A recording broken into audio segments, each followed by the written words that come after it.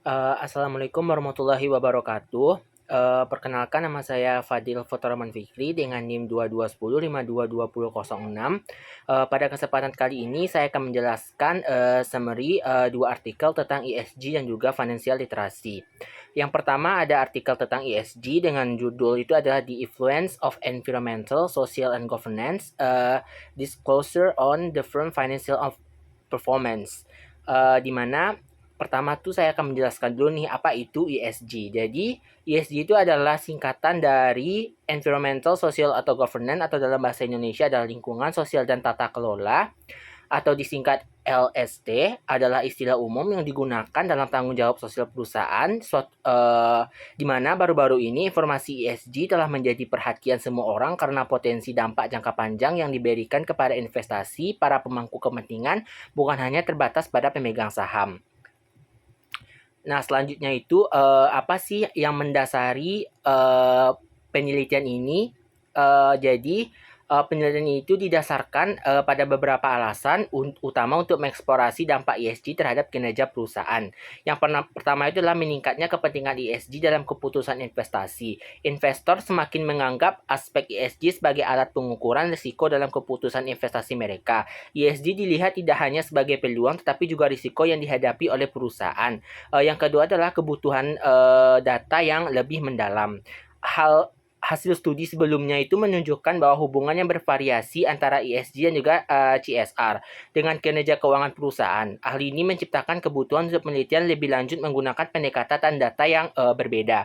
Selanjutnya adalah fokus pada sektor real estate. Jadi penelitian ini tuh memusatkan perhatian pada sektor real estate karena sifat investasi jangka panjang yang sejalan dengan tujuan ESG dan juga CSR jangka panjang. Yang selanjutnya adalah pemilihan negara maju atau G7. Negara-negara G7 dipilih untuk menghindari pengaruh perbedaan ekonomi pada hasil penelitian dan karena tingkat kepedulian yang tinggi terhadap CSR di negara-negara maju. Yang terakhir adalah kesempatan untuk analisis lebih mendalam. Jadi penelitian ini mencakup masing-masing komponen ESG secara terpisah, memberikan peluang untuk menilai dampaknya secara individu terhadap keuangan perusahaan. Selanjutnya kita masuk ke pembahasan artikelnya. Jadi artikel ini tuh membahas hubungan antara pengungkapan aspek lingkungan sosial dan tata kelola terhadap kinerja keuangan perusahaan, khususnya di sektor real estate di negara-negara G7 yaitu Kanada, Prancis, Jerman, Italia, Jepang, Inggris, dan Amerika Serikat.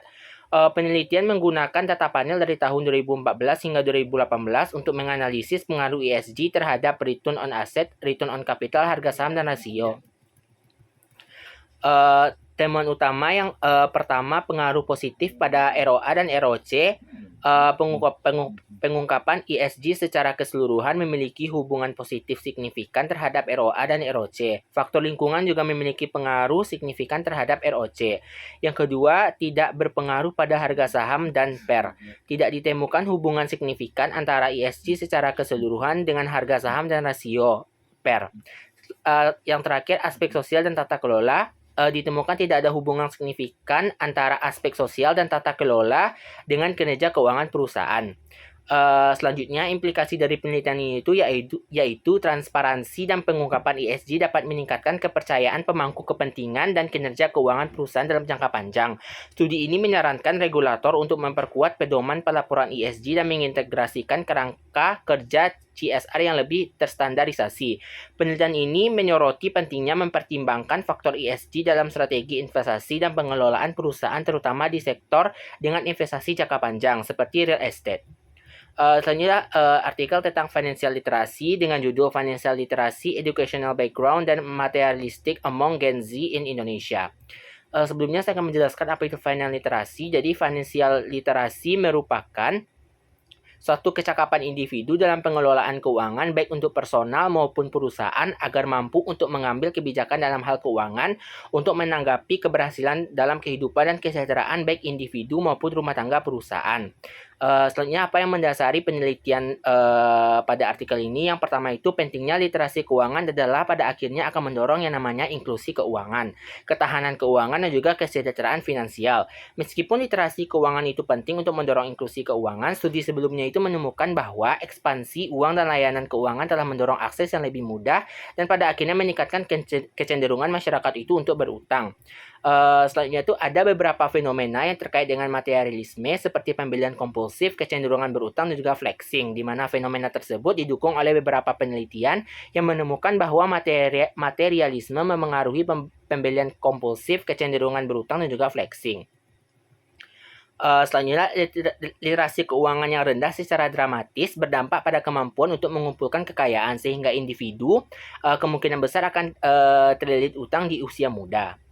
Selanjutnya, summary dari artikel berikut ini yaitu artikel ini membahas pengaruh literasi keuangan, jenis kelamin dan juga latar belakang pendidikan terhadap materialisme di kalangan Gen Z di Indonesia. Penelitian ini menggunakan metode Ordinary Least Squares atau OLS dengan total 592 responden menghasilkan beberapa temuan.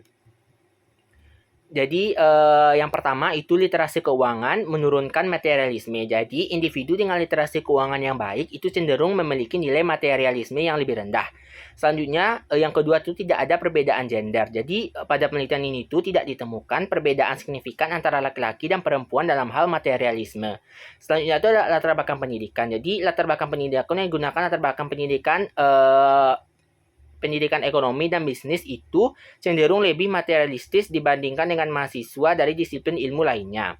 Selanjutnya keempat, pada penelitian ini itu juga menunjukkan bahwa sikap keuangan atau financial attitude adalah komponen literasi keuangan yang paling signifikan dalam mengurangi materialisme.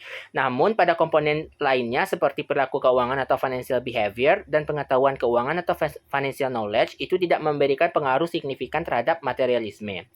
Selanjutnya itu adalah rekomendasi dari artikel ini itu intervensi yang lebih terarah diperlukan untuk meningkatkan sikap keuangan jangka panjang guna mengurangi materialisme.